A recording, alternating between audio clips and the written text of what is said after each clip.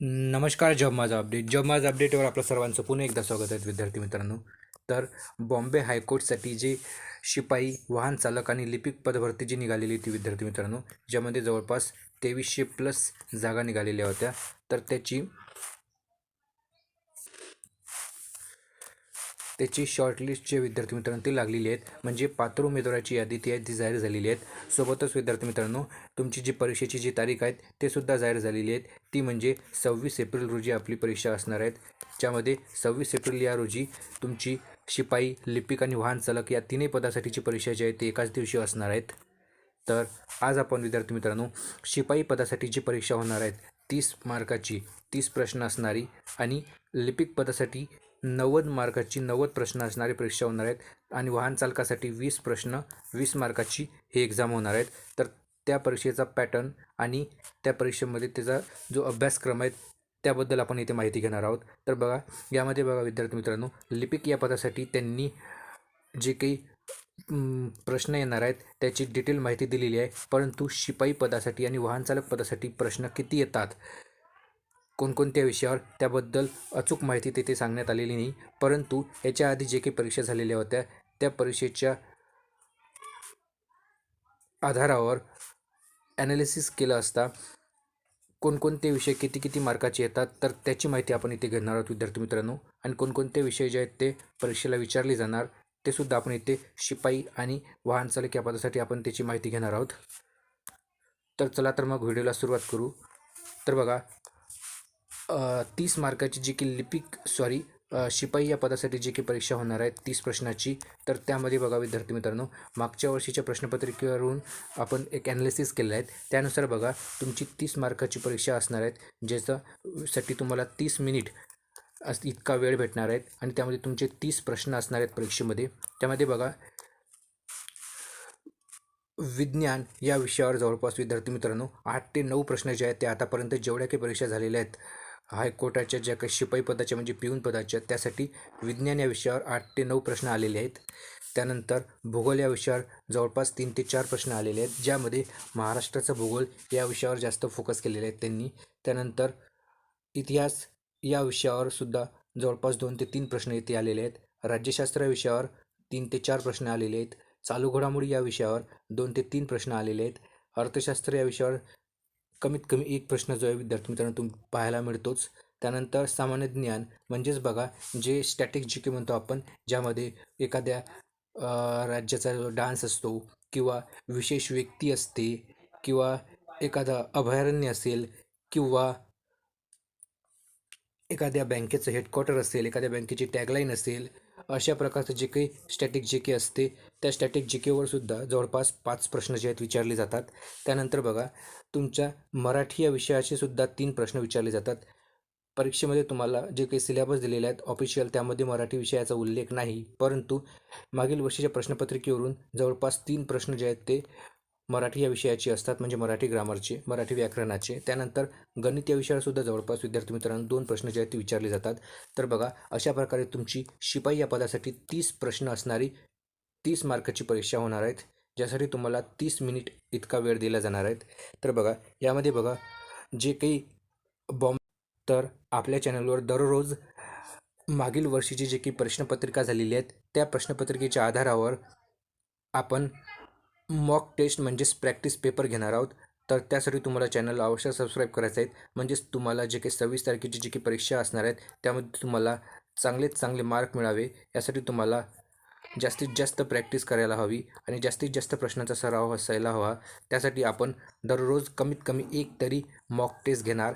सोबतच विद्यार्थी मित्रांनो, आपण या प्रत्येक सब्जेक्टवर विशेष लेक्चर सिरीजसुद्धा घेणार आहोत, ज्यामध्ये या विषयावर आधारित स्पेशल व्हिडिओसुद्धा आपल्या चॅनलवर जे आहेत ते घेतली जाणार. सोबतच दररोज एक मॉक टेस्ट तरी आपण इथे घेणार आहोत. तर त्यासाठी तुम्हाला चॅनलला अवश्य सबस्क्राईब करायचं आहे. त्यानंतर बघा, याच्यानंतर वाहन चालक या पदासाठी सुद्धा विद्यार्थी मित्रांनो तुम्हाला एकूण 20 मार्काची लेखी परीक्षा असणार आहेत आणि त्याच्या व्यतिरिक्त तुमच्या अनुभव जो असते त्या अनुभवावर सुद्धा तुम्हाला 10 मार्क देण्यात येतील. मोटार वाहन चालक तर ड्रायव्हिंगची तुमची टेस्ट होणार आहे, तर त्यासाठी सुद्धा तुम्हाला 10 मार्क देण्यात आलेले आहेत. आणि सोबतच मुलाखतीचे 10 मार्क, असे 50 मार्काची तुमची जी आहेत ते वाहन चालक या पदासाठी तुम्हाला काय तर परीक्षा असणार आहेत टोटल.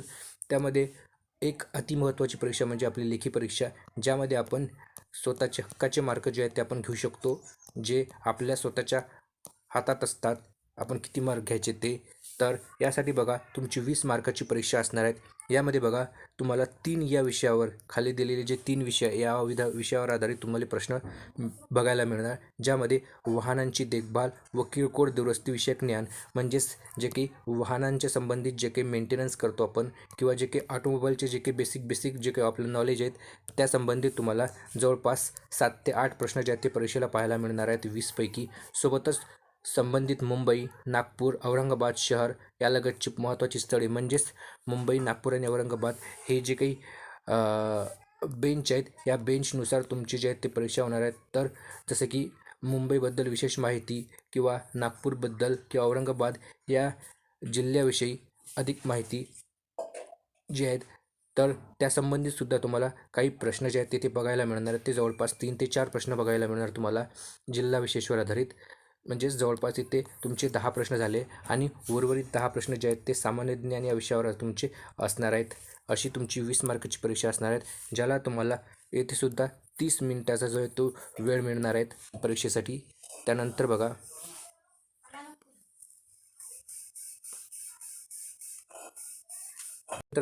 आता आपण लिपिक या पदासाठी जो अभ्यासक्रम आहे त्याबद्दल आपण माहिती घेऊयात. तर बघा, ऑफिशियल वेबसाईटमध्ये लिपिक या पदासाठी डिटेल सिलेबस जे आहेत ते प्रोव्हाइड करण्यात आलेले आहेत. ज्यामध्ये बघा विद्यार्थी मित्रांनो, तुम्हाला मराठी या व्याकरणा विषयावर आधारित एकूण 10 प्रश्न विचारले जाणार आहेत, जे की एकूण 10 मार्काचे असणार आहेत. त्यानंतर इंग्लिश ग्रामरचे जवळपास 20 प्रश्न तुम्हाला तिथे पाहायला मिळणार आहेत. त्यानंतर जनरल नॉलेज जे असते, जसे की इतिहास, भूगोल, अर्थशास्त्र, राज्यशास्त्र, विज्ञान या विषयावर आधारित तुम्हाला एकूण 10 प्रश्न पाहायला मिळणार आहेत. म्हणजे एकूण 10 प्रश्न जे आहेत ते परीक्षेत विचारले जाणार. त्यानंतर बघा, जनरल इंटेलिजन्स म्हणजेच जे रिझनिंग म्हणजेच बुद्धिमत्ता आहे, बुद्धिमत्तेवर जवळपास 20 प्रश्न तुम्हाला परीक्षेत पाहायला मिळणार. त्यानंतर गणित या विषयावर तुम्हाला एकूण 20 प्रश्न असणार आहेत.